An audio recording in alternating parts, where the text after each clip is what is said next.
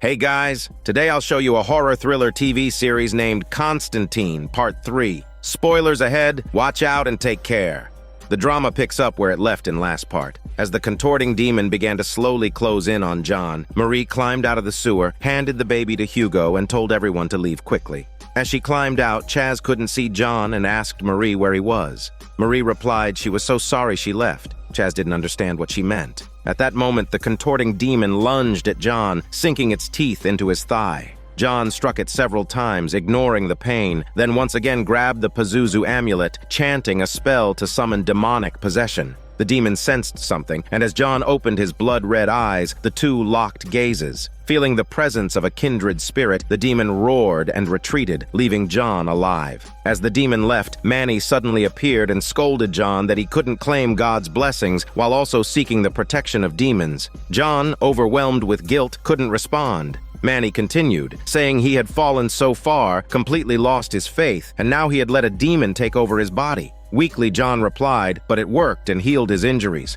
Manny angrily retorted that, of course it works, it's eager to permanently claim his body. Frustrated, John shot back, demanding to know why he or God didn't come to save him in the sewer. Manny simply answered he never sought him out. Instead, he immediately turned to a demon. John had already discovered the source of the rising darkness. They could have stopped this together, but now it's all over. He won't help John again. With that, Manny disappeared. Meanwhile, Zed woke up in the back of a truck and sensed Marie through her psychic abilities. She saw Marie trapped in a cage, blood streaming from her eyes. Shocked, Zed glanced to the side and noticed the male model's lifeless body. Hearing movement, the driver turned and asked if she still got those psychic powers. Zed replied defiantly and threw herself against the door in an attempt to escape. The driver tried to dissuade her, but Zed taunted him by saying that he was afraid she might actually get out. Frustrated, the driver grabbed a syringe and got out of the truck, intending to sedate her again. Acting quickly, Zed maneuvered her hands to the front, and as the driver opened the door, she snatched the syringe and injected him with it instead.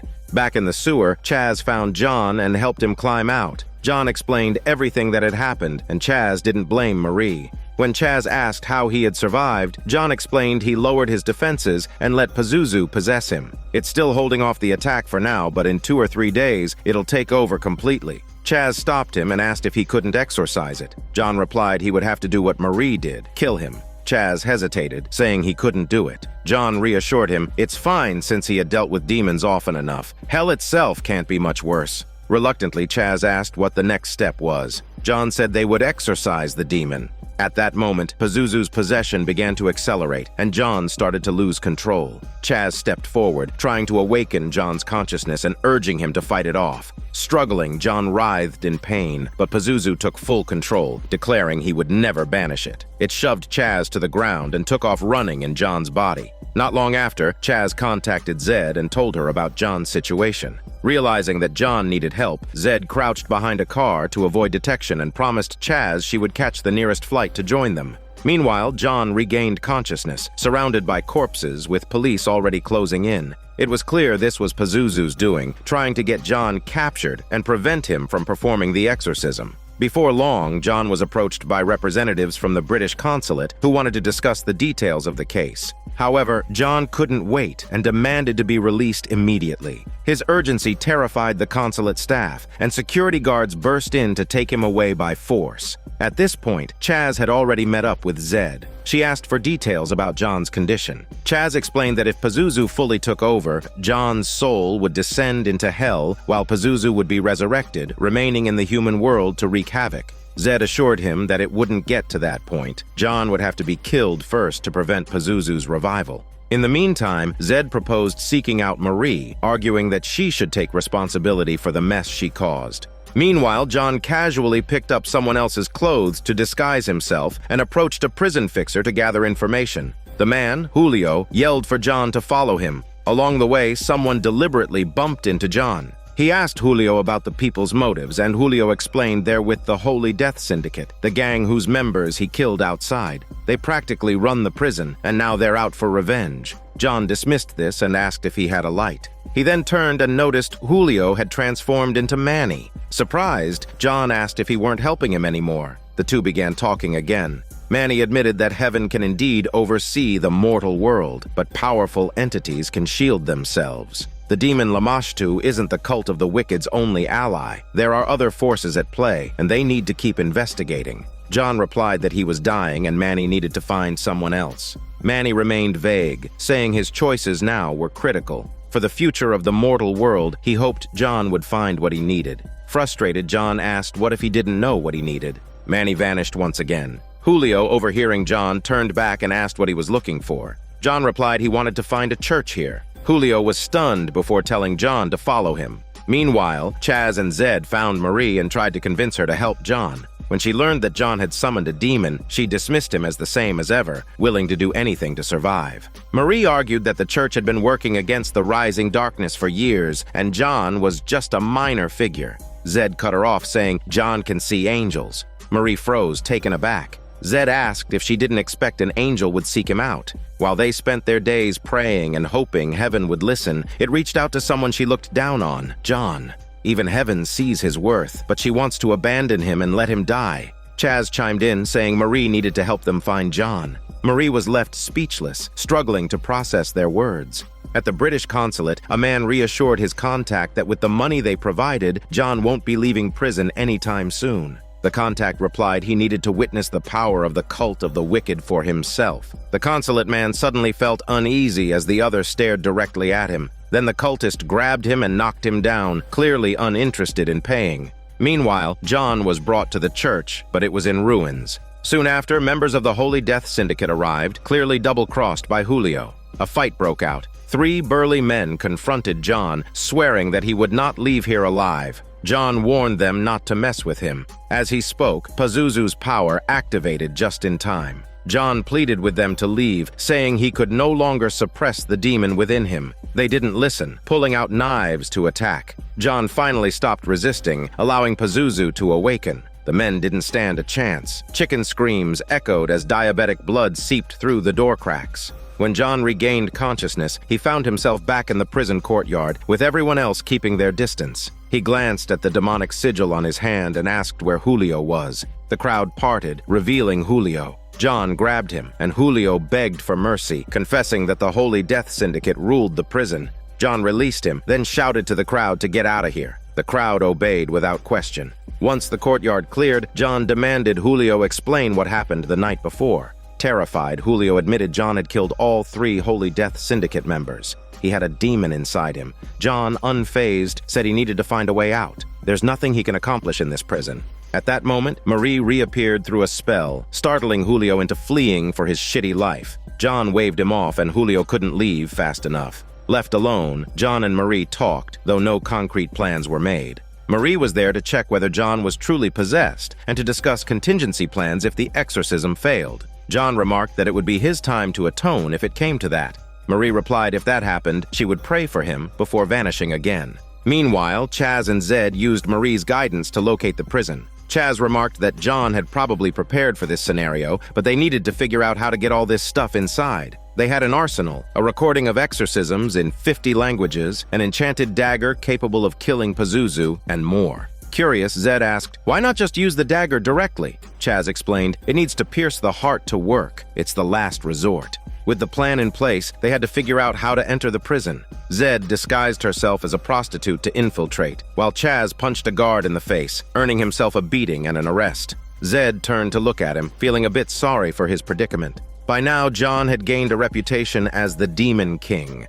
Julio came to inform him that someone was looking for him. When John entered the meeting room and saw Zed, he was relieved. They barely exchanged a few words before Pazuzu began to act up again. John, suppressing the demon's influence, explained, it only surfaces when he's threatened. As they talked, the door opened again, and to John's surprise, Marie entered. When Zed asked how she got in, Marie replied she was a nun, so getting into prisons is easy. She handed them disguises. Zed got a nun's outfit, and John received his usual white shirt and black pants. John thanked Marie and went to the restroom to change. While he was gone, Marie advised Zed to leave John after the mission was over, warning her it's dangerous to stay by his side. The exorcism ritual was quickly prepared. John reassures everyone it's all set and no one will interrupt them before lying down on the weight bench and instructing Chaz and Zed to tie him up. At that moment, someone from the British consulate arrived, but it was clear he was a cult of the wicked impersonator. As he approached the window, a sudden change took place, startling the guards.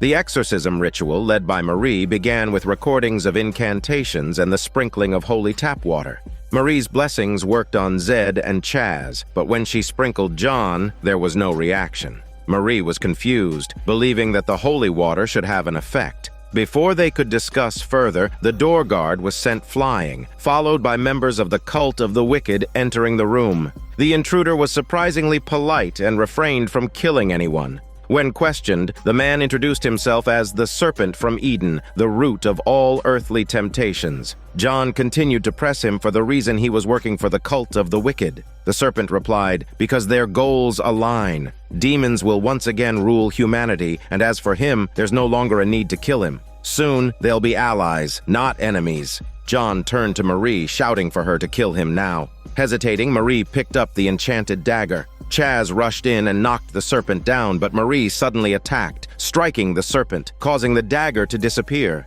The serpent dissolved into a mass of snakes and fled for its snaky life. Just then, Mexican prison guards burst in. Not long after, John regained consciousness. Marie held a scalpel in her trembling hands. John quickly suppressed the demon again and told her he was reaching his limit. That dagger was their last hope. She needed to use it on him. Marie hesitated, asking what about his angel. John joked that maybe he'll thank her. Just then, Chaz reappeared, alive. Marie rushed to untie him, and the three began planning their next move. The best option was to return to the mill, but time was running out. Ordinary medicine wouldn't be enough to slow Pazuzu's takeover. John suggested Chaz find Julio, who could supply what they needed. Before long, Julio arrived with everything he had. John urged him to hurry with the preparations. Chaz mentioned he had obtained a doctor's lab coat and asked if he's ready. John had Julio administer the shot. Julio wished him good luck as he injected the serum. John convulsed briefly before slipping into unconsciousness. Chaz handed Marie the coat and initiated the escape plan. The two pushed John out of the room. What had been intended as Chaz's fake death certificate now served as John's. Chaz noted that the guard recognizes him since he had fought him before. Thinking quickly, Marie cast another illusion, this time appearing outside the prison without clothes, quickly drawing everyone's attention. The guard only glanced at the documents, not noticing the people. Chaz and Marie managed to push John past the distracted guard, who remained fixated on the illusion. Outside, Zed was already waiting by the car. Once John was loaded inside, the group sped off. More than 20 hours later, John awoke at the sanctuary. He told Marie she was the only one who could help him. It must be a pure exorcism. Marie understood he referred to the Roman Catholic ritual. Though she knew the procedure as a nun, she wasn't a priest and didn't have the qualifications. John countered, saying there's one exception. Those who've witnessed divine manifestations or glimpsed hell itself qualify. So her experience in Newcastle is enough. Marie hesitated, overwhelmed by the responsibility. Zed then handed her a Bible and reassured her she was their only hope. With determination, Marie began the ritual, gripping the Bible as she recited verses. On the bed, John writhed in agony as Pazuzu took over his consciousness, causing the situation to spiral out of control. Magical energy surged, wrecking objects around the room. Chaz activated a glowing rod to help illuminate the space, but it was clear that Pazuzu was nearly in full control. The demon taunted her by saying that she was just as useless as before. Pazuzu then mocked Chaz and Zed, clearly aiming to break their spirits and abandon their effort to save John. The possession quickly reached its final stage, and John's body began to float. Marie said she couldn't stop it. Its power was overwhelming. Zed realized the meaning behind the earlier visions and stepped forward to persuade Marie, saying she hasn't truly forgiven John and that doubt is weakening her faith. So she needs to forgive him wholeheartedly and believe that redemption is still possible. Marie hesitated before swearing she had already forgiven him. Zed pressed on, saying that includes forgiving herself. She was still haunted by guilt over what happened with Astra and the role she played in leading John down this path. After much persuasion, Marie's doubts began to dissipate. With Chaz helping hold John down, Zed added if she couldn't move past this, John's death and the chaos unleashed by Pazuzu would be her responsibility. Hearing this, Marie's confidence returned. She stepped forward to complete the exorcism. Soon after, Pazuzu was driven from John's body, and the demonic sigil vanished from his skin. Though exhausted and in pain, John thanked Marie for everything she had done. Chaz and Zed looked on, relieved. Just then, Manny appeared in the corner. He said nothing but gazed at John for a moment before disappearing. The scene shifts to an evil sorcerer chanting incantations on a rooftop. Black mist seeped through a chimney into a house where a young girl was playing. She froze in shock as the dark mist enveloped her. Back at the sanctuary, a recovered John asked Zed if she was ready to talk about the group hunting her, since the illusion outside was active now and no one could approach easily. Zed eventually revealed vague details. They were a cult calling themselves the Holy Cross Crusaders, whose members preached doomsday prophecies. As a key figure in the cult's plans, Zed said their pursuit would only intensify. John assured her that she was safe here. Just then, Zed noticed a bloodstain on the map and warned John that something was happening. When John looked, he saw the marker pointing to New York City. Zed said she would book a ticket now. Meanwhile, Chaz was driving, reflecting on a day 2 years prior. He remembered sitting in a bar, talking to his wife on the phone. She'd asked when he'd be home, and he replied, "Soon." After hanging up, John appeared with a woman draped around him, clearly drunk and boasting about his latest conquest. Chaz wasn't surprised and told the woman to wait while he spoke with John. John asked Chaz if she could still drive after a few drinks. Chaz assured him it was fine, but John cast a spell on him anyway to make sure. Once satisfied, John left the bar, leaving Chaz behind. Drawn to the live music, Chaz decided to stay and listen to a song. Not long after, a fire broke out in the back of the bar. Initially unnoticed by the patrons, the flames quickly grew out of control, causing chaos and panic. Chaz began rescuing people, but the fire spread rapidly, weakening the building's structure. In the sanctuary, Zed held up her phone and told John there were already 12 people in comas in Brooklyn. John said the power of the rising darkness was growing stronger. These 12 were just the beginning, and they needed to be prepared. Meanwhile, Chaz returned home. His wife, Renee, greeted him with a distant tone, saying his daughter was already asleep. Chaz explained he went to buy her a gift. She might still be awake. Renee replied she was the one who carried her upstairs. The strained dialogue clearly revealed the distance in their marriage. Chaz, persistent, went upstairs. When he opened his daughter's bedroom door, he froze in shock. She was lying still in an unnatural position. Panicked, he called for Renee. His daughter's nose and mouth were smeared with blood, her eyes open but lifeless. By the time John and Zed arrived at the hospital, they saw that the other comatose patients exhibited the same signs, blood seeping from their noses and mouths. Zed couldn't help but worry about Chaz's daughter. They quickly made their way to the hospital room where John wasted no time asking what exactly happened. Chaz explained his daughter fell into a coma, her nose and mouth started bleeding. He brought her here, only to find there were many others like her. John began examining the scene. Chaz blamed himself, but Zed offered words of comfort but not muscles. John approached the bed, dipped a brush in a solution, and lightly swiped it across the girl's lips. He then declared this is serious since the soul has been extracted. Extracting a soul is extraordinarily difficult. It's one of the highest forms of black magic, let alone doing this to so many people at once. Chaz grew more anxious and pleaded with John to save his daughter, no matter the cost. John reassured him, telling him to follow his instructions to the letter. Chaz agreed without hesitation. John said he needed a friend, a medium. Let's see if they can summon her. He asked Chaz to bring something of his daughter's. Chaz grabbed a doll and Zed gently took it from him, offering a supportive smile. At that moment, Renee entered the room, creating an awkward atmosphere. It was clear she didn't like John. She even warned Zed if she was following the wrong man. After John and Zed left, Renee turned to Chaz, reminding him of what had happened in England. She didn't care why he was so blindly loyal to John, but she wouldn't let him touch her daughter. Chaz didn't respond, choosing to sit silently instead of arguing. His thoughts drifted back to the aftermath of the fire 2 years ago. In the hospital room, both Renee and their daughter were by his side. His daughter called out Daddy sweetly. Renee, worried, said she was so scared. Chaz, holding them close, said with a weak smile he thought he was a goner. But it turns out it wasn't so bad after all. In the present, the trio arrived at a military surplus store. John casually browsed the shelves as if he were shopping at a supermarket, gathering items before heading to the counter. The shop owner was jolted awake and tensed upon seeing John. He even pulled out a gun, declaring he wouldn't help. Chaz, unbothered by their history, snatched the gun and knocked him off balance, saying he didn't have a choice. Shortly after, the shop owner reluctantly prepared the tools needed for the summoning ritual. The group watched tensely as the shop owner began chanting. When he extended his hand, John handed him the doll. The shop owner continued the ritual, successfully making contact with Chaz's daughter. Using the shop owner as a medium, they began speaking to her. Chaz reassured his daughter not to be afraid, while John guided her to describe her surroundings. Just as she was about to say something significant, the shop owner began to convulse and lift off the ground. A distorted voice rang out, asking who dares communicate with the souls he had taken. Chaz, alarmed, demanded to know what he had done to his daughter. John mentioned someone had taken control of the shop owner. The mysterious voice then recognized John, saying, "It's been a while." John, narrowing his eyes, told the entity to show himself if he was so bold.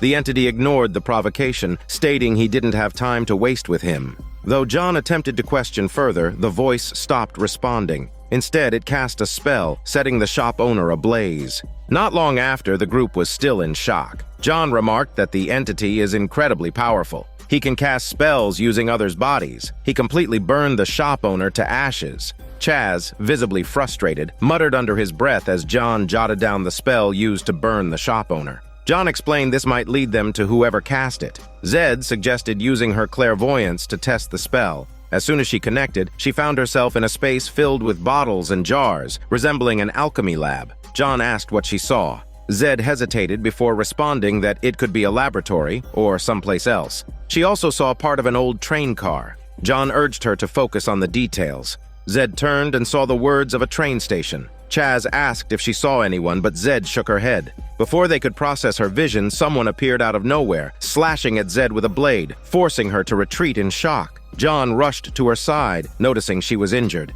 After listening to Zed recount what she saw, John announced they were heading to the train station now. Soon, the three of them arrived at an empty lot where the train station used to stand, but there was nothing left. John, however, had already deduced the truth that with magic this strong, the base would obviously be hidden. Pulling out a wheel hubcap, he flung it into the air. Sure enough, it detected traces of a cloaking spell. John began to dismantle the barrier. In an instant, a factory appeared on the previously empty ground. Zed and Chaz were stunned, but John calmly said this was just basic-level concealment.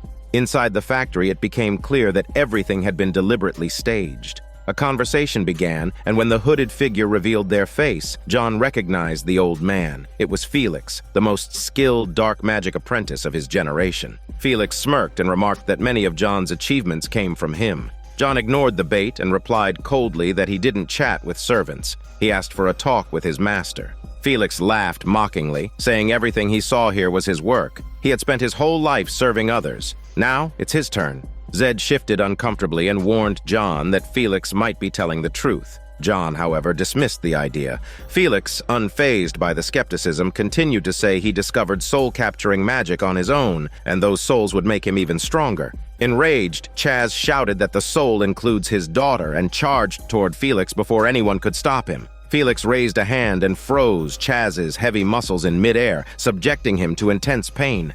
John shouted desperately for him to stop it. Felix finally released Chaz and turned to John. John asked what he wanted from him. Felix smirked, saying he wanted John to serve him. A demon is feeding on his victims, stealing his power. Of course, he could handle it himself, but if John deals with it, he'll consider that his pledge of loyalty, and he'll let the girl go. Chaz, still reeling, asked if they could trust Felix. John replied magicians didn't lie to each other, at least not about this kind of thing. John stepped forward, and the two began casting a spell to seal the deal. They invoked the name of the Grand Mage Dedic, promising eternal loyalty. The ritual complete, Felix revealed the demon's whereabouts. He tossed a rune stone at John and warned him to better deal with this before his patience runs out. As they left the factory, Chaz vented his frustration, proposing to kill Felix. If he's dead, the magic would lift. John replied grimly that Felix was far too strong right now. A direct confrontation would be suicide. For now, they had to play along until they found his weakness. Chaz asked how he was so powerful now. John replied that it's all thanks to that cursed dark uprising, and even someone as pathetic as him has gained power. Zed tried to reassure Chaz that they would do everything they could to save his daughter. Chaz, visibly anxious, said, "It's not enough, they're running out of time." John snapped back, asking him to listen to him. That old man has spent years in patience and restraint, and now that he has power, his cruelty, cunning, and volatility are just starting to show. And that's exactly what they need to exploit to break through his defenses. For now, they have to play along. If he can't handle that, maybe he should go back to the hospital and stay with Renee. Chaz stared at John in silence for a moment before turning and walking away. Meanwhile, John and Zed arrived near the location Felix had mentioned. They began setting up a magical trap, intending to lure the nightmare demon into it and banish it back to hell. Once the trap was ready, the two of them started searching for the demon. Suddenly, John spotted it, muttering that this thing can turn invisible and it doesn't attack people who are awake. Frustrated, he said they needed a better plan, so Zed suggested making it come to them. Chaz returned to his daughter's hospital room. The couple said nothing as Chaz placed the doll back in his daughter's hand and recalled the events following the fire. At the bar, Chaz confronted John, asking why he was the only one who survived. John admitted he didn't expect the spell to actually work and then explained. The protective spell, cast while drunk, was originally created by Master Merlin to safeguard King Arthur and the Knights of the Round Table. The spell worked by siphoning the souls of those who died around the target to bring the target back to life. The bar fire resulted in 48 deaths. Back in the present, Zed volunteered to act as bait. John warned her that he would put her to sleep with a spell and wake her up just before the demon arrived so they could deal with it together. With the plan set, John cast the spell and hid nearby. Soon, the demon appeared, and John pulled out a lighter to activate a summoning circle but struggled to ignite it. As the situation grew dire, John removed the spell from Zed, who screamed and scrambled to her feet. Grabbing an electric prod, John lunged at the demon and, unexpectedly, it worked, stunning the creature. Afterward, John visited the hospital and called Chaz to accompany him to meet Felix, leaving Zed with Renee. When the two met Felix again, the old man smugly declared that killing the demon wasn't enough and demanded an additional task. Chaz, enraged, was about to lash out, but was stopped by John, who reluctantly agreed. Outside, Chaz and John argued, with Chaz unable to understand why John feared Felix so much. During the heated exchange, Chaz suddenly knocked John unconscious, unsure of any better way forward. Reflecting on his past, Chaz recalled how he had sacrificed time with his family to save others when he was trapped in a legal battle involving the police. He wasn't a cop, just someone following John around, which Renee couldn't accept. Their relationship ended in divorce. Back in the present, Chaz approached Felix, offering to exchange the 32 souls tied to him for his daughter's life. Felix doubted Chaz's claim and refused to believe him. In response, Chaz took his own life to demonstrate. Meanwhile, at the hospital, Renee and Zed were talking. When Renee learned that Zed had the ability to commune with spirits, she pleaded with her to try contacting her daughter. Zed hesitated but couldn't refuse.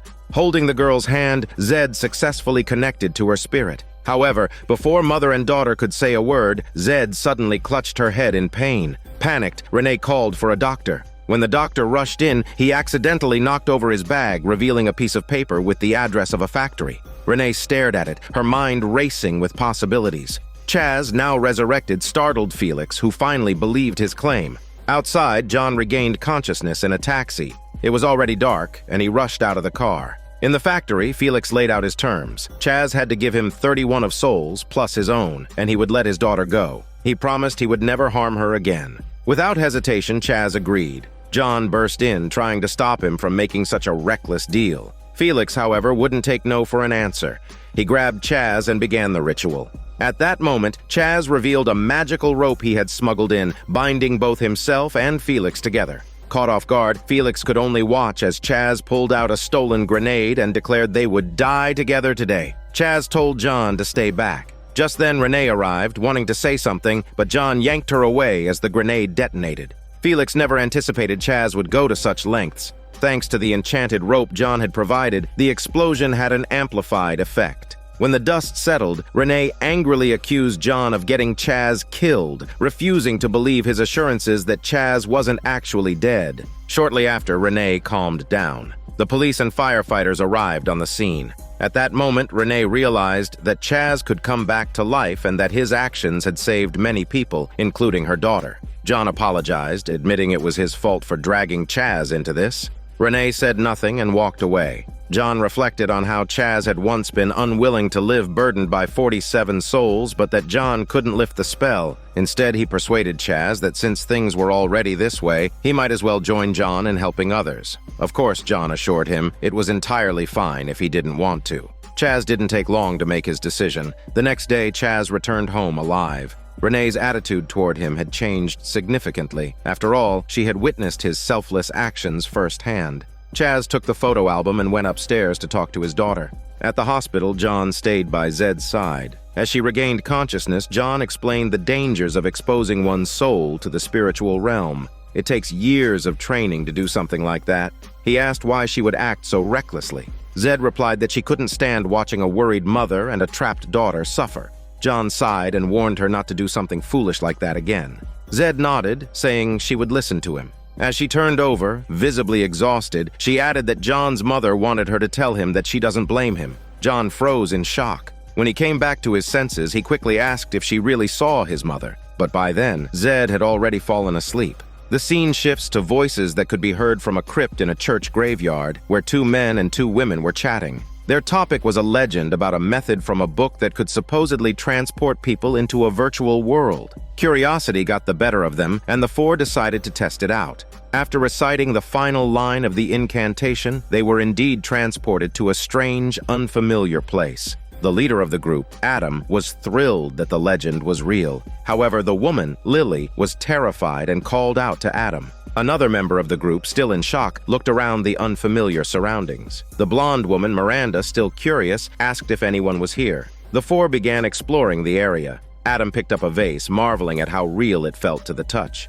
Meanwhile, a sidekick member noticed diabetic blood dripping from a pedestal. Near Lily, she heard someone breathing and cautiously searched for the source. Miranda found the mysterious book, but when she opened it, all the pages were blank. At the same time, someone slowly rose behind her, staring. Lily was startled by the figure and crouched down as it pulled her close, whispering into her smelly ears. Miranda caught sight of the figure behind her and screamed in terror. That chicken scream broke the spell, and the 4 were pulled back to reality. At the sanctuary, John lay lazily, unwilling to move. Manny suddenly appeared, reminding him that something urgent was happening. John didn't want to budge, saying that Zed was recovering, Chaz was at home, and he deserved a break too. Manny asked what about his friend. John immediately thought of Richie, but before he could say anything, Manny vanished again. On a university campus, the sidekick member was walking uneasily when he caught sight of someone staring at him in a mirror. However, when he turned, no one was there. In that instant, he was pulled back into the mysterious world where someone appeared and used a plastic bag to suffocate him. Back in reality, the sidekick member's body collapsed, lifeless, surrounded by panicked classmates. In the professor's office, John found his friend Richie. Richie immediately protested, reminding John of his promise to leave him alone. John interrupted, saying their friend Gary was dead like a piece of shit. Richie froze in shock. John continued, warning about the rising darkness and the threat targeting Richie. Confused, Richie insisted he wasn't special. His monitoring projects had been shut down for years. As the 2 spoke, the phone rang. It was Adam, calling to report that the sidekick member had died and he wouldn't be attending class. Richie assured him to take the time he needed. Meanwhile, Lily, looking in a wardrobe mirror, suddenly screamed in a chicken voice when a figure appeared behind her chicken figure. She slammed the door shut. Adam, hearing the commotion, comforted her, saying there's no one here. The day passed quickly. That night, during a campus vigil for the sidekick member, Richie brought John to meet Lily. Richie asked where Adam was, but Lily said he was likely in his dorm with his phone off. Richie introduced John as his friend, prompting John to start asking questions. Lily vaguely mentioned their trip to the graveyard, but quickly made an excuse to leave. Once she was gone, John told Richie she's hiding something, and so is he. But he already knew where to start investigating. With that, he walked away. Not long after, John arrived at the graveyard and followed the trail of litter to the crypt. As the wind picked up, Manny appeared dramatically. The 2 discussed Richie, with John noting that Richie was different from his other friends because he wasn't blindly trusting. This made him cautious but also dependable. Entering the crypt, John began investigating while Manny suggested Richie might help them fight the rising darkness. John barely got into the details of his plan when Manny vanished again. Frustrated, John focused on the ritual. As he completed the incantation, ancient runes reappeared on the ground. Miranda was practicing in the dance studio when she noticed the shadowy figure in the mirror still lingering behind her. She caught a glimpse of it, let out a startled scream, and turned around, but there was no one there. When she looked back at the mirror, she locked eyes with the figure and was once again transported into the illusionary realm. Confused, she heard someone telling her to open the door. She hesitated and asked why not open it himself. The figure extended a hand which was bleeding heavily from a deep cut. Terrified, she screamed and ran away for her blonde life. Meanwhile, John found Richie and shared his findings. Richie grew visibly anxious, frantically searching for something. He said he had lost a journal, Jacob Shaw's journal. John said he'd heard of Jacob, describing him as someone who constantly fantasized about traveling to other worlds. Richie added that he didn't just dream about it. He found a way using an ancient Egyptian method and succeeded. But after accidentally killing a student, he was convicted of murder. During his trial, he fell unconscious and died before sentencing. Soon after, rumors spread that his consciousness had traveled to another dimension, escaping justice entirely. John, reflecting on the sidekick member's death, noted that it seemed related. Richie agreed and said if the rumors were true, the students were in real danger. John concluded that they'd better keep an eye on the remaining three. Something might happen to them, too. Adam and Lily expressed concern about Miranda, who wasn't answering calls or responding to messages. Adam speculated that she might have gone to another dimension. Lily was skeptical, refusing to believe it. Adam tried to convince her, saying if Miranda was there, they needed to find a way to bring her back. Reluctant, Lily finally agreed to check the dance studio. Meanwhile, John and Richie discussed how the rising darkness could potentially open doors to another world, affecting far more than just the students. Richie acknowledged the possibility, and their conversation drifted into academic theories.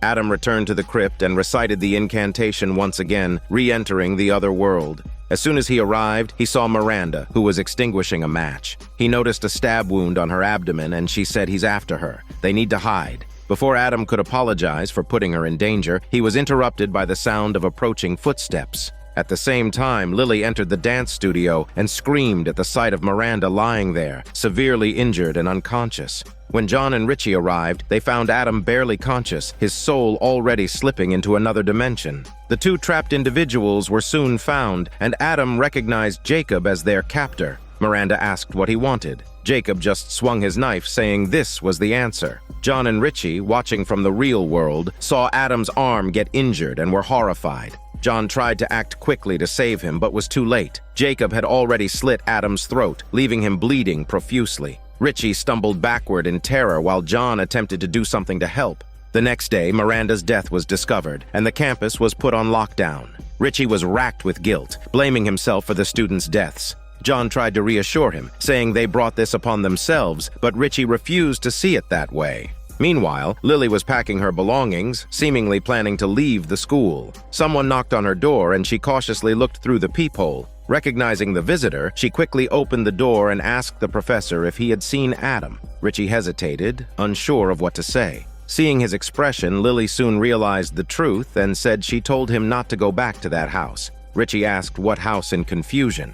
In Jacob's room, the sidekick member Adam and Miranda were still alive. Miranda, confused, asked why they weren't dead since they were all killed. The sidekick member speculated that this could be hell. Adam replied they were still here because Jacob wanted them to be. As they spoke, the door opened and Jacob entered. He told them it's been a long time since he had had guests. He then explained the rules. He'll choose a weapon and they can all hide. Just make sure he doesn't find them. Miranda grabbed the sidekick member's hand and left immediately. Adam, however, refused to participate. Jacob, intrigued, asked why. Adam explained this space exists because he created it. Hiding is meaningless. In fact, he is just a consciousness here, and Jacob can't harm the real him. Jacob replied he was clever and suggested a test before lifting a sledgehammer and smashing it down on Adam's leg. Meanwhile, John and Richie brought Lily to the sanctuary, hoping she could stay there for safety. They explained that mirrors in ancient Egyptian culture symbolize gateways to other worlds. The mirrors here had all been specially treated. After saying this, John and Richie turned to get drinks, only to hear Lily saying she wanted to call her mom. Realizing the danger, they tried to stop her, but it was too late. The reflection in her phone's screen allowed Jacob to drag her heavy body back to his room. There, she saw Jacob holding a sledgehammer and fled in terror. When she opened the door, she found only endless darkness with shimmering auroras in the sky. The room was the only structure in existence. Panicked, Lily ran back inside to hide from Jacob, only to bump into Adam. Breaking down in tears, she told Adam she couldn't take it anymore. Adam urged her to think of a way to escape, explaining that Jacob is forcing them into an endless game. In the real world, Lily had lost consciousness, and John was busy preparing something, saying he was going in to save them. Horrified, Richie exclaimed that he was not going in there because he had read the journal. In that world, Jacob controls everything. He's essentially a god. At that moment, Manny appeared. John glanced at him and reassured Richie they would be fine and he should trust him. Richie, however, remained skeptical. The ritual was quickly prepared. With runes drawn and candles lit, John and Richie chanted the incantation together. Moments later, they found themselves in Jacob's house and began searching for Lily. A wall blocked their path, and John prepared to find a way around it. But Richie said he had a solution. Jacob silently appeared, observing the two men. Richie, recalling what he had studied in the journal, mentioned that anyone not yet killed could change this world. Focusing intently, Richie caused a door to gradually materialize in the wall. John complimented his work, and the two walked through the door. Inside the room, John pulled back a white sheet to reveal a man whose identity was unknown. The man repeated for them to hide. John asked his name and the whereabouts of Jacob. The man's expression shifted from fear to an eerie grimace as he backed into the shadows and disappeared. John and Richie were left puzzled. At that moment, Jacob appeared, introducing himself and asking who they were. The three began a tense conversation. John and Richie refrained from introducing themselves and instead accused Jacob of creating the mysterious man to lure others into the game, making the hunt more entertaining for him.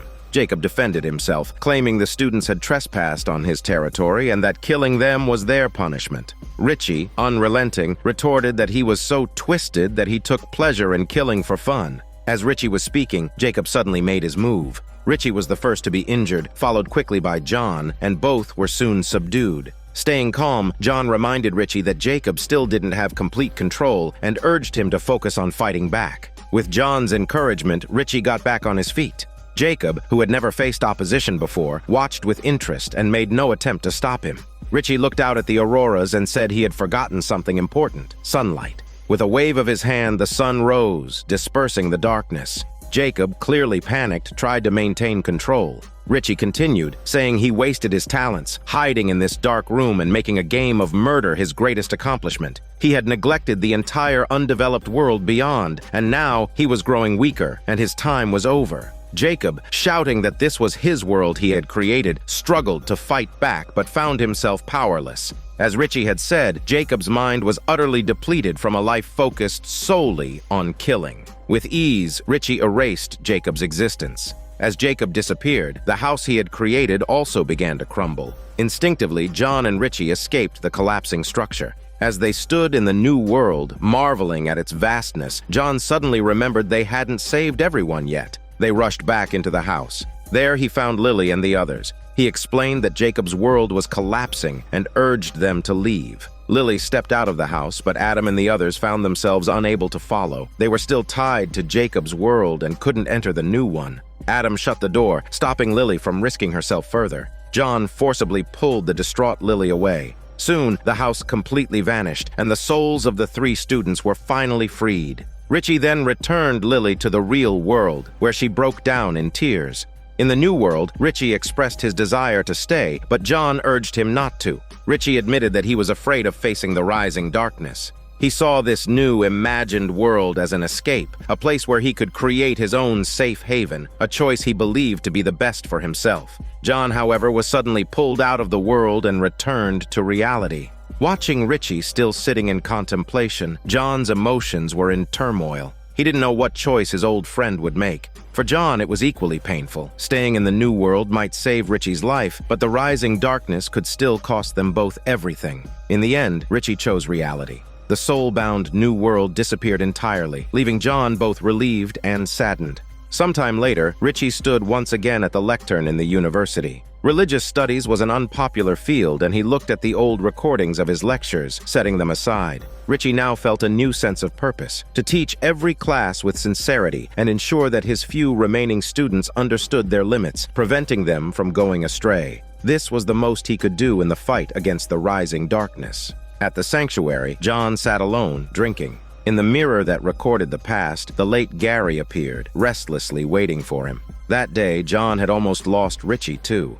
The scene shifts to the dim streetlights where a woman named Taylor had just bought 2 syringes filled with a toxic substance. She was ready to inject herself when the streetlights flickered and overloaded, plunging the entire street into darkness before the lights burned out completely. Startled, Taylor looked around in confusion. Suddenly, a demon emerged, roaring as it snatched the syringes from her hands and killed her without hormone mercy. Shortly after, the police arrived. Pulling back the sheet covering her sexy body, one officer deduced that she was definitely killed. While the officers were talking, Taylor's lifeless body unexpectedly came back to life. At the sanctuary, John said the map wasn't responding and asked if the radio had any news. Chaz replied there were no unusual reports. Feeling restless, John decided to check on Zed, despite Chaz advising him not to disturb her. Ignoring the warning, John followed a red line, opened a door, and found himself in another world. Zed was meditating, and John approached her. After checking on her condition, he encouraged her to return soon, as battles awaited her. Back at the sanctuary, John told Chaz Zed would be back in a bit. They didn't have much time to rest. At that moment, Manny possessed Chaz and mentioned a case involving Taylor, which John initially dismissed, saying he needed to confirm it on the map first. But when he approached the map, it caught fire and burned up. Frustrated, John asked what he was supposed to do now that he didn't have a map. Manny responded that the rising darkness was worsening. He told him not to rely on the map, but on themselves and Zed's abilities. Before John could reply, Manny disappeared again. Not long after, Chaz found himself with a screwdriver stabbed into his thigh. John dismissed his complaints, saying at least they got in. Zed shook her head and asked if this was his plan. John replied, "Getting in is a good plan." The 3 soon arrived at the hospital. Following John's instructions, Chaz reluctantly pulled out the screwdriver, and the spurting blood caught the attention of the doctors, giving John and Zed a chance to examine Taylor. They approached Taylor, and Zed used her ability to commune with spirits. In the vision, Zed saw a blazing holy light and a faint image of an angel. When she emerged from the vision, John asked her what she saw. Zed described the light as unbearably intense,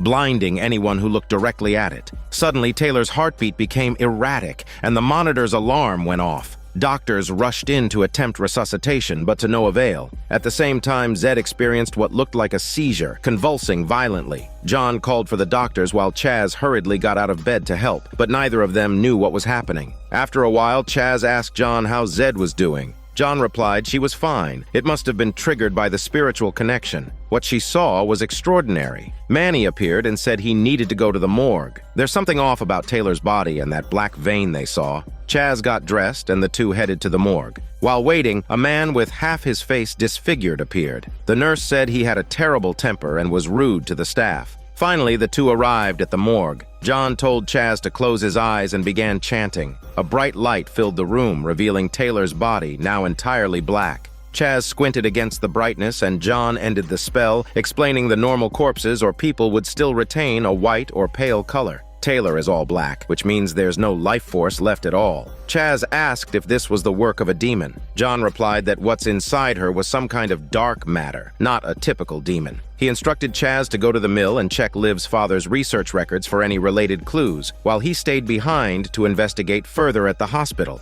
As Chaz left, he reminded John to check on Zed. John visited Zed's hospital room, where the doctor was explaining that her CT scan suggested a possible brain tumor, though further tests would be needed for confirmation. Zed mentioned her chronic migraines and the visions she experienced. The doctor replied that these could be symptoms caused by the tumor, but nothing could be confirmed until all the tests were complete. After the doctor left, Zed told John it all made sense scientifically if her abilities were just caused by a tumor. John reassured her that science and her abilities didn't have to conflict, they were just different ways of understanding. Elsewhere, the disfigured man was frustrated about his flickering bedside lamp. When a maintenance worker arrived to fix it, he rudely shouted for him to hurry up. The worker noted the lamp's model number and headed to the supply room, but instead of starting work, he took out a hidden bottle of alcohol and began drinking. Suddenly, the lights in the supply room started flickering as well. a demon appeared and killed the worker. Meanwhile, John stood on the rooftop of the hospital when a doctor approached him to ask for a cigarette.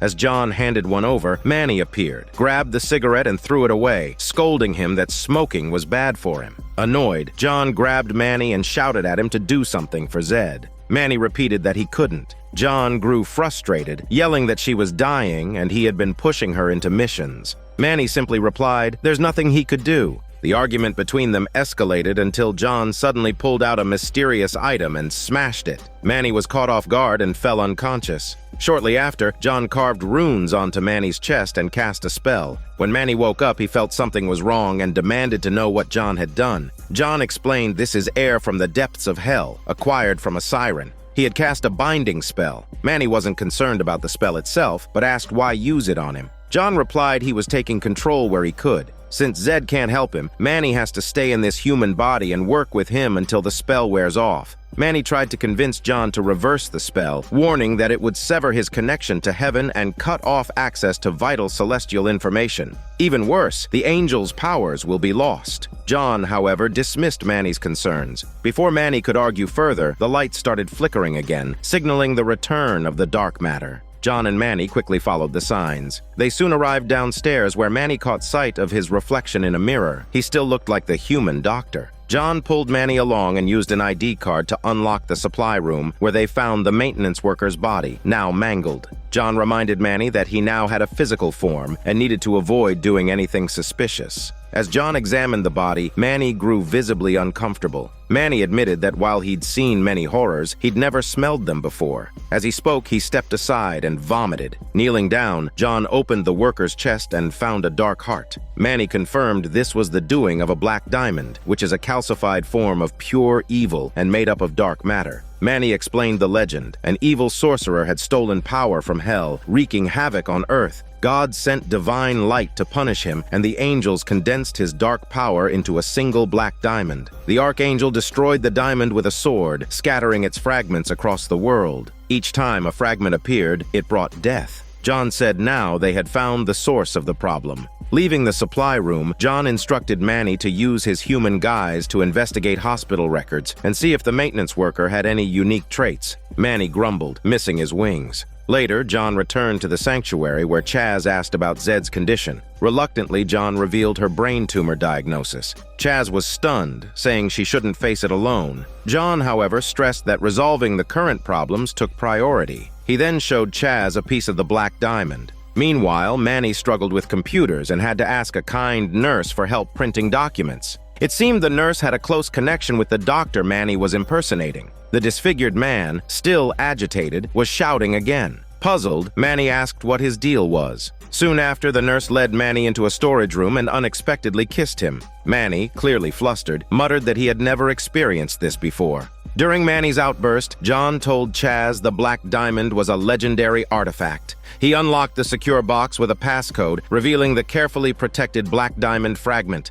Chaz took out the fragment from the box. At first, nothing happened, but soon dark matter began to invade and black veins appeared. Alarmed, John urged Chaz to put the fragment down, but Chaz seemed unable to hear him, instead crying out in pain. With no other options, John used a stun baton to knock him out. The fragment fell from Chaz's hand, and as he recovered, Chaz asked if he found his answer. John said he did. Later, John met with Manny and explained what he had learned. The black diamond fragment can amplify someone's power to incredible levels, but it also makes them lose their mind, consumed by rage. As they talked, John caught the scent of perfume and realized something. Manny, however, asked John to release him from the binding spell.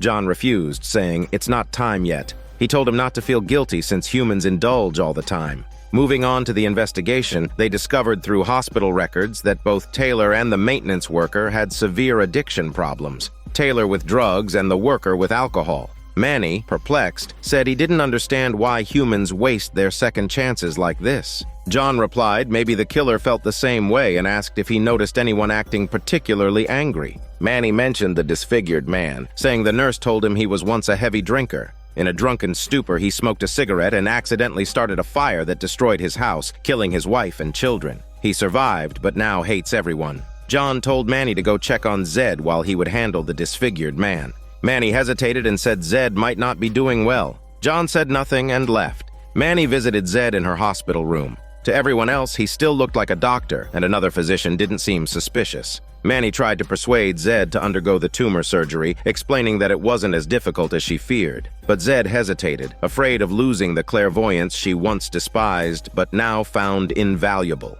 After the doctors left, Zed asked Manny who he really was. Confused, Manny asked what she meant. Zed replied that she could sense he was not a doctor. Realizing the pretense was useless, Manny admitted he was Manny. Zed, trembling, asked if he was here for her and if she was going to die. Manny answered calmly that all humans would die eventually, but right now he was bound to this body by John, so he was here to check on her. Relieved to know that John hadn't forgotten her, Zed smiled and asked Manny if her ability was a blessing or a curse. She used to think it was a curse, but after meeting John and using her clairvoyance to save lives, she had changed her mind, and now she believed it was a blessing. Manny replied she had already found the answer herself. Tears of joy welled up in Zed's eyes. Meanwhile, the disfigured man was smoking in an unknown location, completely unaware that someone was swiftly approaching from behind. As he heard a noise and turned around, the figure grabbed him by the collar and lifted him off the ground. John arrived at the scene and saw a fight breaking out. Rushing to intervene, he was struck by the monstrous figure and flung to the ground unconscious. Shortly after, Manny found John, who had regained consciousness. The disfigured man was dead, but John hadn't seen the killer's face, leaving them at a dead end. Manny suggested John enlist Zed's help, but John, knowing about Zed's brain tumor, was reluctant to involve her further. Manny argued that Zed was capable of making her own decisions. As they talked, Manny mentioned Zed's attending doctor, a former soldier who had served in Baghdad. The connection suddenly clicked for John, and he muttered that the doctor was the killer. Manny agreed it was possible. He reminded John that Liv's father's fragment also came from that region. Two fragments being swept into the same area by the same water flow wasn't impossible. After Manny's earlier talk, Zed had decided against undergoing any further tests or surgery. Her attending physician entered the room to ask why she was refusing treatment. Zed replied simply that she didn't want to and that the choice was hers to make. The physician disagreed, arguing that she was throwing away her second chance, something many people never get. Zed countered, saying she was not even diagnosed yet. What if she was healthy?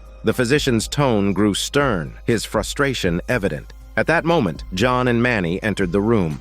John pointed at the physician and said it's him who killed Taylor, the maintenance worker, and the disfigured man because they didn't value their second chances. The physician feigned innocence, replying he had never killed anyone. He turned to a colleague and asked what's going on here. Manny explained the problem isn't stray bullets, it's a black diamond fragment inside him. The physician dismissed the claim, intending to leave, but John pulled out another fragment and said the fragments attract each other. That stabbing pain he is feeling now is the fragment. The physician could no longer hide his true state. He lashed out, knocking John down and injuring Manny before fleeing. John instructed Zed to stay put as he and Manny gave chase. In the hallway, the lights flickered and emergency power activated. John said the physician was merging with the fragment. Zed, recalling the vision she had experienced earlier, shouted for John to stop. But John followed the fragment's pull, leading him and Manny into a large storage warehouse. Zed arrived soon after, exclaiming she knew what the vision meant. As she spoke, the warehouse doors automatically locked behind them. John turned to her and said, "It's too late now."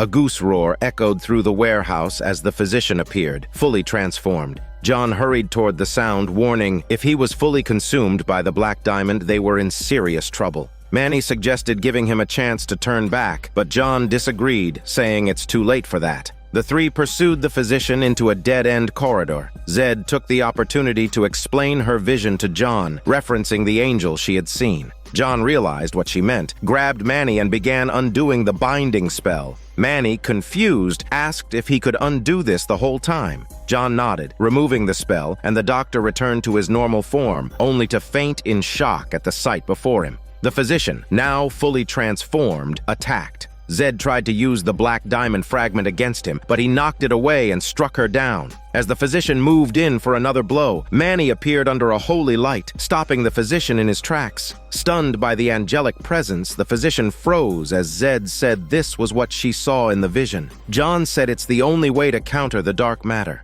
Manny gently embraced the physician, his wings wrapping around him as a blinding light enveloped them both. When the light faded, both Manny and the physician were gone. The black diamond fragment fell to the ground and was absorbed back into its container. John picked it up, inspecting it before murmuring his thanks for the help. Later at the church, John visited Zed again and shared a secret he had never told anyone. Every morning during the first 5 minutes after he wakes up, he imagines that everyone he cares about is gone. Then he let himself scream or cry and get it all out. It helps him appreciate the people still in his life and prepares him for the day they're not. Zed, moved by his words, asked if she was one of those people. At that moment, Manny suddenly reappeared. John groaned, "Not again!" But Zed interrupted, saying she could see him now. Surprised, John realized what had changed as Zed and Manny began talking.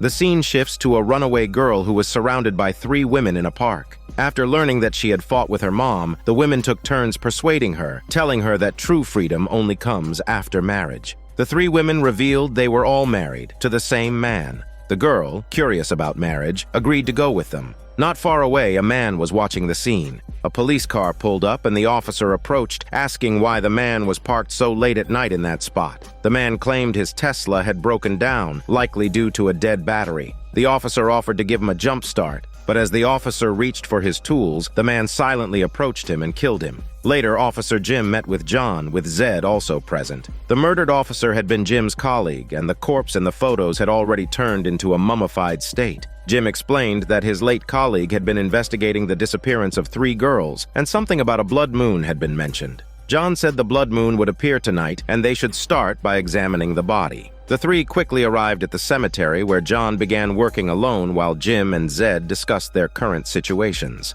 Zed kept quiet about her illness. John, visibly annoyed, called them to give him a hand instead of standing around. Jim handed something to Zed, accidentally triggering her clairvoyance. In her vision, she saw Jim's face covered in blood, though he was unaware. Shaken, she joined John in helping retrieve the corpse. After laying the body flat and cutting open the shroud, John poured holy water over it, revealing a mark. He explained this was a satanic symbol, once branded onto witches during the Middle Ages. It seems the killer is a Satanist. Zed asked, "What's the point of kidnapping the girls?" John replied the full moon represents rebirth, but a blood moon symbolizes a new cycle of sacrifices. Just then, Jim's phone rang. It was the precinct calling, so he stepped away to answer. John turned to Zed to ask her something, but was interrupted when the corpse suddenly sat up, startling both of them. Before John could act, the corpse spoke, introducing itself as Gary, and greeting them like an old friend. He explained he was here to warn John because someone had placed a bounty on his head.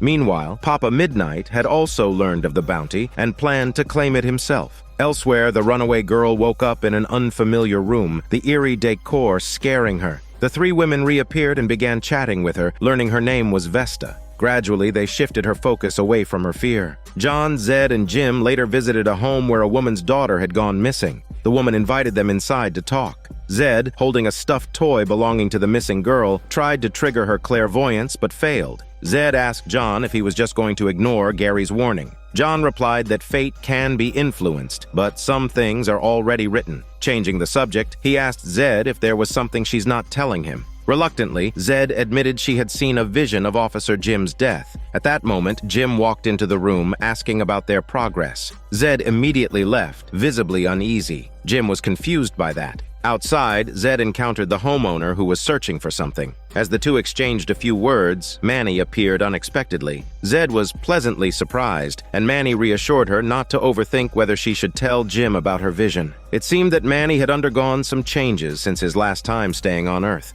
Unable to wait any longer, John decided to take action himself. He grabbed a strand of the missing girl Vesta's hair and her toothbrush, reciting Tibetan incantations as he stuffed them into his mouth. Smashing a lamp, he used the broken parts to electrocute himself. Zed gasped in shock, and Jim quickly stepped in to keep her from being harmed. As electricity coursed through him, John entered a trance-like state, reliving the events of Vesta's night. When he awoke, John's eyes were bleeding, and he collapsed to the ground. Zed rushed to help him up. John, pulling the hair from his mouth, explained that by using a personal item to link himself to the target and then inducing a near-death state, he could see fragments of their past experiences. Jim asked what he saw. John replied the missing girl ran away and passed through a street. He told them to follow him. Meanwhile, at Vesta's location, the three women were dressing her in a white gown, continuing their talk of marriage and freedom. Vesta, still under their control, showed no signs of resistance. At Papa Midnight's hideout, he instructed a spirit to possess someone, increasing its strength for the purpose of capturing John. He performed a ritual, using the ashes from a voodoo doll resembling John as the catalyst. He commanded the spirit to turn John into dust. John and the others located where Vesta had last been seen. It's a suspicious-looking house. Entering cautiously, John barely had time to react before being grabbed by a puppet-like creature. Caught off guard, he struggled as Papa Midnight watched the confrontation remotely through the puppet. John was quickly overpowered, taking heavy hits. At the last moment, Jim and Zed arrived in time to assist. Officer Jim fired his gun into the puppet's body, slowing it down but not stopping it. Finally, a shot to the head destroyed it. Bruised and nursing his injuries, John confirmed that was one of Papa Midnight's tricks, and he's trying to claim the bounty on him. With little time to waste, John turned to Zed, saying this was her moment to rescue Vesta. Zed concentrated and used her clairvoyance, seeing a security guard in another room, struggling and tortured, writing something down with great effort. Just as a branding iron appeared in the vision, Zed recoiled in fear and snapped back to reality. She asked Jim for paper and a pen, quickly sketching what she saw. Holding the paper against a piece of glass, the reflected words revealed an address. John looked at it and proposed to take action. At Papa Midnight's hideout, the man recovered from the gunshot feedback and performed another ritual, this time summoning crows to locate John's precise position. Meanwhile, Vesta, now dressed and holding flowers, prepared to marry a man she had never met. Driving quickly, Jim brought John and Zed to the address. As John stepped out of the car, he heard the cawing of crows and sensed something was off, but he didn't act. The three entered the house cautiously. Upstairs, they heard noises and made their way up, finding the security guard dead in the attic, still warm. Inspecting the guard's lifeless body, John noted his terrified eyes and said they were late. He's already dead, but they still found him. Jim said he knew this street. There's only one entrance and exit. It'll be easy to pull the security footage and find the culprit. As the sound of crows grew louder, John turned to Zed and Jim, telling them to leave now since the trouble was coming and they can't afford distractions. Zed asked what kind of trouble. John replied, it's a bounty hunter. He will deal with it and catch up later. As Zed tried to say more, John cut her bullshit off, shouting for her to leave. With that, John stayed behind to face the danger alone. At Vesta's location, the man finally appeared, looking at her all dressed up and waiting, and admired this beautiful little dove. The blood moon hung high in the sky as Papa Midnight arrived with a gun in hand. As he entered the house and climbed the stairs, he suddenly turned back and shot John. John fell back and asked if he did all this just for the bounty. Papa Midnight walked down the stairs asking for his last words. John then began talking about investigating the missing girls, trying to stall. But Papa Midnight was indifferent, replying that the bounty was the only way to free his sister from eternal torment. John quickly guessed it was another witch coven. Before John could finish, Papa Midnight fired again, only to realize it wasn't actually him he shot. John leapt from the stairs, knocked Papa Midnight out, and taunted him by saying he was not the only one who could use puppets. Papa Midnight grumbled, wanting to argue, but John cut him off by knocking him out and grabbing his phone and car keys. Later, John called Zed and asked about her findings. She replied she had figured it out. 6 years ago, there was a man who killed his bride on their wedding night, claiming it was Satan's demand because she wasn't a virgin. John said it's definitely him. He told her to send him the address and he would meet her there. Meanwhile, the missing girl Vesta had been brought into a room and forced to kneel before a satanic altar. Though scared, she refused the creepy man's hormone demands, even saying she didn't want to get married anymore. But the man yelled, forcing her closer and closer until she reluctantly knelt. Satisfied, the man grabbed a rope, preparing to do something sinister. Vesta finally couldn't take it anymore. She knocked over the oil lamp and ran out. The man wasn't worried. He was confident she couldn't escape or get help. Vesta sprinted into the night, screaming for help. John arrived at the location before her captor, carrying Papa Midnight's gun as he cautiously entered the house. Inside, he tried turning on the lights, but found no power. As he climbed the stairs, the smell grew unbearable. Entering a room, he lifted the covers and found the 3 missing girls. They had been dead for days, the odor emanating from their decomposing bodies. John cursed under his breath. The man left the house, shouting that she couldn't escape. Meanwhile, Vesta peeked out from her hiding spot, not realizing how reckless her decision was. Eventually, John, Zed, and Jim regrouped to search for Vesta. While Vesta foolishly revealed herself, the man grabbed her, dragging her away. Hearing her scream, John found the man in the park. Aiming the gun at him, he warned the man to let her go. The man, knowing he was caught, abandoned Vesta and fled for his shitty life. John quickly checked on her and found she had only fainted. Meanwhile, the man ran straight into Officer Jim, who greeted him with a gunshot. Zed, enraged, struck him with a shovel several times until Jim told her to stop. Zed rushed back to comfort Vesta while John approached Jim, saying the man killed so many girls and shouldn't be let go. Jim, understanding John's meaning, replied the man was still human, not some demon or monster. John asked if he really was a human. Jim hesitated before unlocking the man's cuffs and telling him to get lost with his smelly butt. Then he turned back to John. As Zed walked Vesta away, a gunshot echoed in the distance. Zed reassured the frightened girl, saying, "It's okay now." The man, having tried to escape, was killed. John returned to the room and performed a ritual to release the souls of the 3 girls. Vesta rested in her single mother's arms. Papa Midnight, having woken up to the sound of sirens, found himself surrounded as police entered the building. Later, at a bar, Zed confessed to Officer Jim about seeing visions of his death. The two began to bond. When John arrived, he saw Jim tongue-massaging Zed. Without reacting, John lit a cigarette and walked out of the bar. Papa Midnight grumbled in the police car, saying no lawyer, no talking. At that moment, time suddenly froze. Confused, Papa Midnight noticed the car door opening by itself. He stepped out cautiously and asked who's doing this. Before he could say more, Manny appeared. Papa Midnight, not seeing Manny's wings, assumed he was just some other person. With a simple wave of his hand, Manny removed the handcuffs. Papa Midnight, now free, asked what the price was for saving him. Manny replied he knew he was working for the witch coven. Sighing in resignation, Papa Midnight asked what he wanted him to do. Manny calmly stated that he wanted him to cancel the bounty on John since he couldn't die yet. Alarmed, Papa Midnight hesitated, then asked if he was working for the coven too. Manny smirked and denied it, saying the coven works for him. As Papa Midnight stood in shock, Manny unfurled his wings and soared into the sky like a fat bird. This is Daniel CC Movie Channel. Stay safe and enjoy your day.